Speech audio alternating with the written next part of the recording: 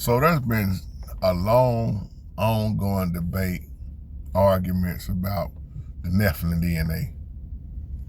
And that's why when I talk about these things, I ask these questions like, where did the Nephilim DNA go? When you talk about Noah's flood, right? Where did all this DNA go? Because again, the Bible says there was giants before and after the flood. Now, Joe, you asked me, have I ever heard this theory on Noah's wife? That maybe Noah's wife had Nephilim blood in her, DNA, excuse me. I've never heard that before at all. Because here's my issue with that. Noah was pure in his bloodline. So I can't see that one. I've even heard a story where they said some of those giants, the Nephilim, was able to hang on the ark.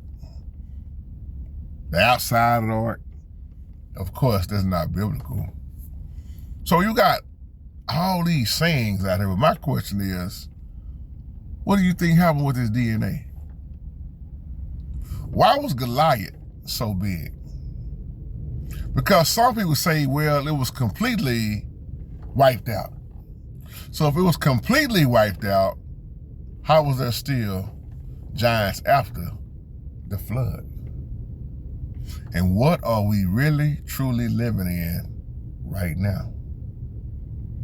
This is why when you start talking about DNA and cloning, half-breed, half-human, half-man, mermaids, the sirens,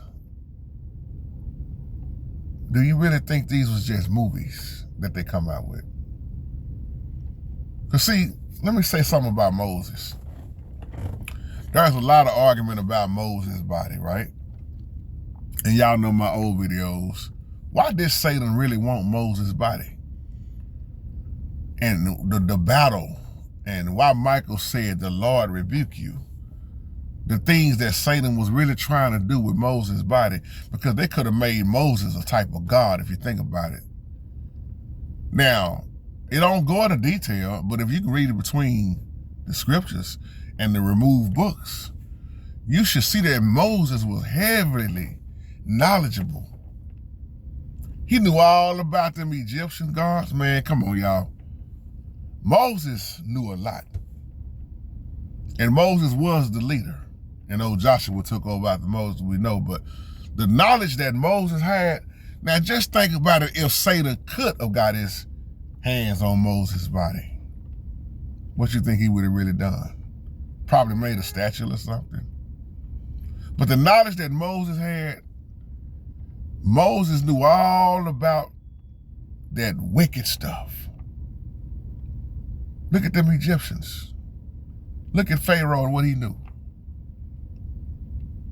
Look at what happened back then.